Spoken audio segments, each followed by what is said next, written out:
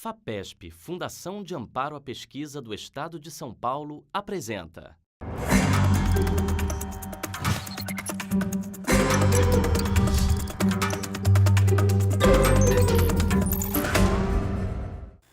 Bom, o Canal Futura vem apresentando pesquisadores importantes do nosso país e que têm feito pesquisa de ponta com impactos não só nacionais como internacionais.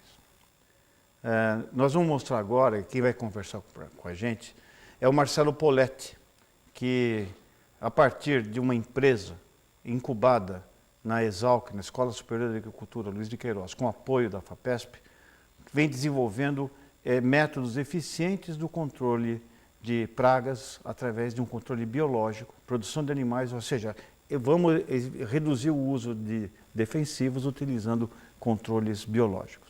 Marcelo, conta para nós isso. Bom, muito obrigado.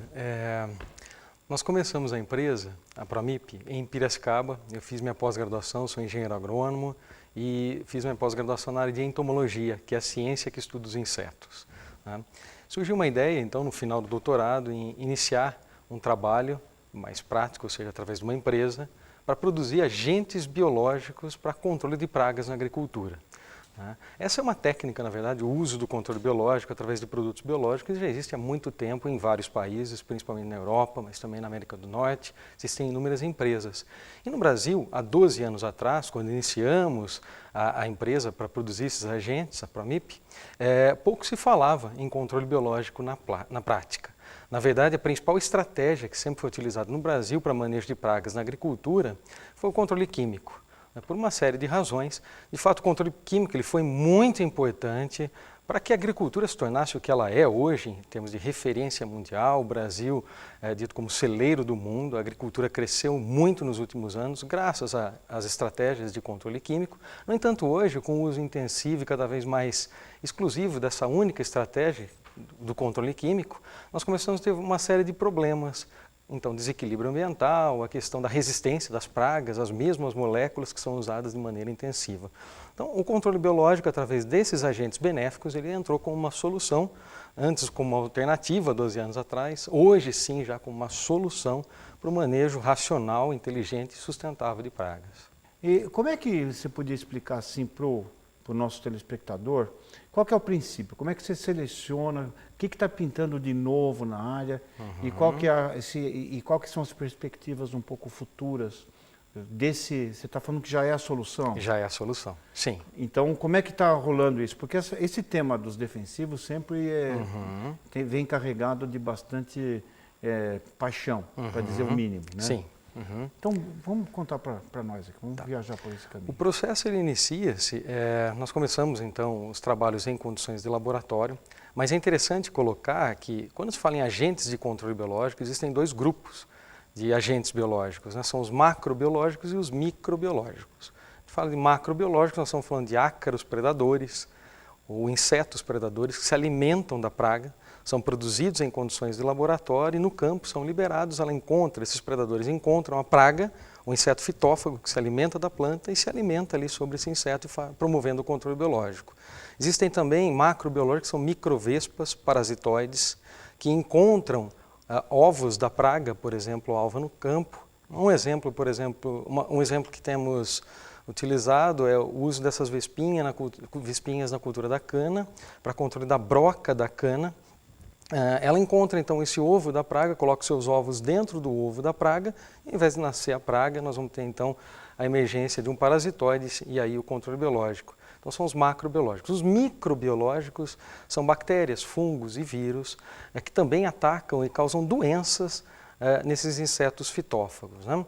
O trabalho é sempre iniciado em condições de laboratório, mas sempre privilegiando se trabalhar com espécies nativas que ocorrem naturalmente no país onde se quer adotar o controle.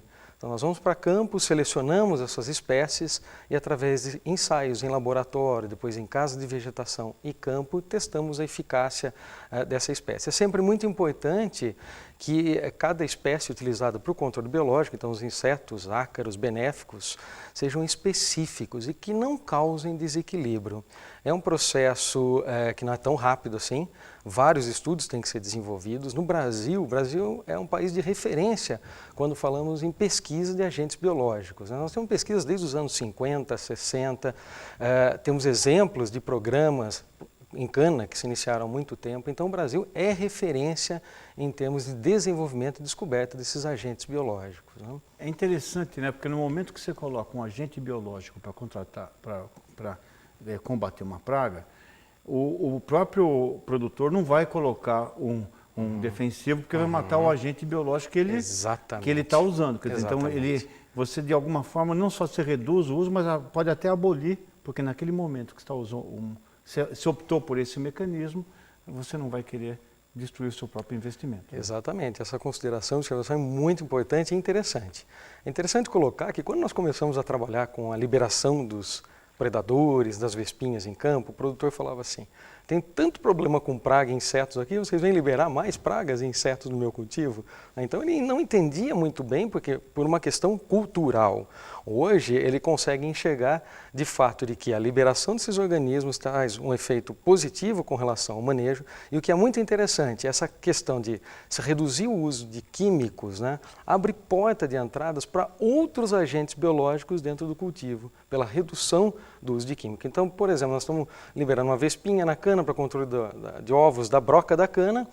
Há então uma redução no uso de inseticidas e, porventura, nós podemos encontrar outros agentes benéficos atacando e fazendo o seu papel sobre outras pragas ou doenças que ocorrem nesse mesmo cultivo. Vejam vocês, com o tempo, né, os defensivos agrícolas, que eram considerados uma esperança, né, a ponto de que, em 1948, o inventor do DDT ganhou o Prêmio Nobel de Medicina, por se imaginar que com a molécula, o DDT, seria possível não só combater as doenças transmitidas com vetores, mas aumentar a produtividade agrícola para alimentar as pessoas que passavam fome no mundo.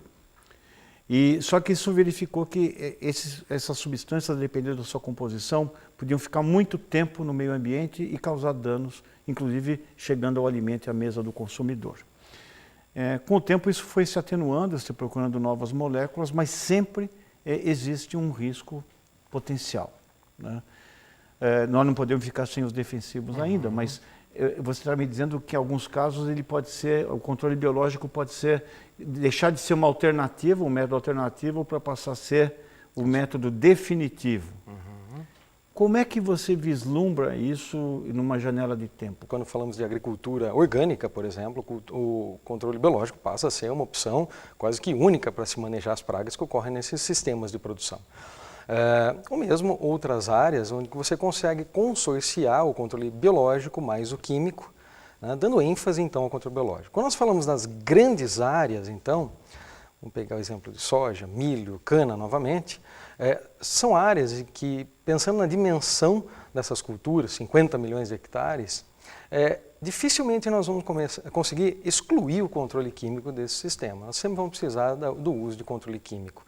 Mas a entrada de novas moléculas, de moléculas mais seletivas aos inimigos naturais, podem ser utilizadas junto com os agentes biológicos, né?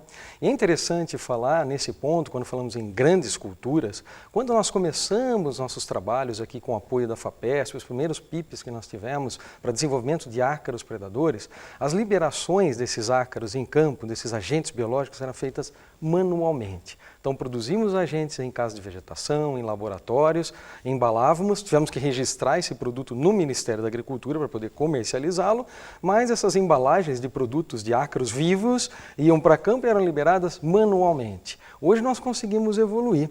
Nós demos aí mais um passo com relação ao conhecimento e hoje nós estamos fazendo as liberações, principalmente de microvespas, utilizando os drones, né? E o que nos permitiu ir para grandes áreas. Então, o que era liberado antes manualmente, hoje nessas grandes áreas nós conseguimos fazer a aplicação utilizando os drones. Então, eu uso um drone hoje para fazer a liberação em 60 hectares por hora. Então, isso me possibilita colocar o controle biológico ao lado do controle químico. Nós falamos muito em manejo integrado de pragas. Esse é o significado do MIP, né, que preconiza-se, então, que o uso de estratégias integradas é a solução para o produtor, né? E não uma única estratégia de um modo isolado. Eu imagino, para você produzir isso, registrar no Ministério da Agricultura, como é que você entrou nisso? Como é que você entrou, saiu da engenharia, da agronomia, né, e passou para o lado do empreendedor? Como é que foi essa transição? E o que te moveu a isso? Eu tive sorte, porque logo que eu entrei na agronomia, logo no primeiro semestre eu entrei passando na frente do departamento de entomologia, me chamou a atenção e eu comecei a fazer um estágio no departamento de entomologia, isso ainda na Unesp em Jaboticabal. Permaneci minha graduação toda tentando trabalhar com controle biológico, mas por questão de projetos e alinhamentos com professores, não consegui seguir para a área de controle biológico. Quando entrei na Exalc, em 2000, para começar o mestrado na época, eu comecei numa área de resistência de pragas a táticas de controle e fui trabalhar com um químico. Quando eu comecei a desenhar o meu projeto, o meu plano de dissertação, meu orientador falou, olha, nós temos 2 linhas aqui no laboratório, você pode seguir para a linha A ou linha B.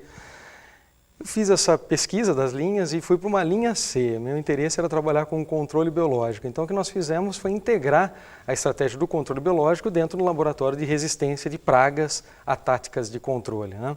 Terminando a pós-graduação, eu poderia ter ido para vários caminhos, né? Ter dado aula de fato e tive algumas oportunidades, ou ir para a indústria. Muitos colegas da engenharia agronômica vão para a indústria, seja fazer pesquisa ou trabalhar em diferentes áreas, né?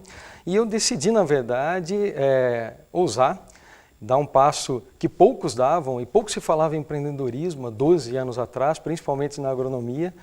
Surgiu uma oportunidade na incubadora da Exalc e nós incubamos um projeto, né, para a produção desses agentes biológicos, então aí meio no risco, no total risco, né?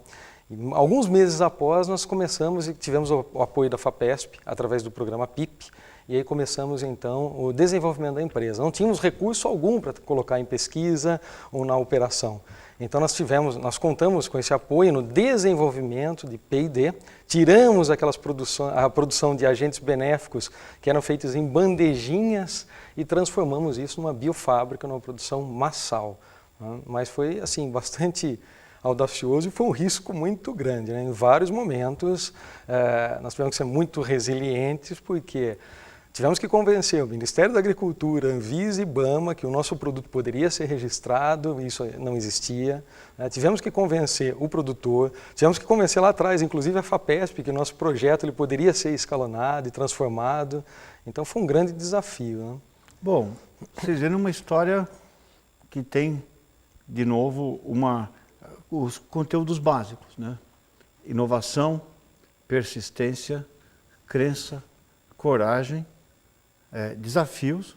Eu espero que sirva de exemplo para todos nós brasileiros, né? As histórias que a gente conta aqui, além da pesquisa, tem uma personalidade peculiar, muito interessante por trás, que mostra que é possível modificar, inovar nas condições que o Brasil oferece e contribuir, no caso, para a geração de empregos, para a riqueza e para o desenvolvimento do nosso país. Bom, essa história é legal, e assim como muitas histórias vão ser contadas aqui, ou já foram, você pode acompanhá-las, vão ficar registradas no Futura Play. Lá você pode se encantar de novo, você pode compartilhar com pessoas, com seu filho, mostrando exemplos como esse que o Marcelo deixou aqui, né, mostrando que é futuro e que nem tudo no Brasil é desesperança. E a ciência, ela não só produz conhecimento, ela produz realização e esperanças.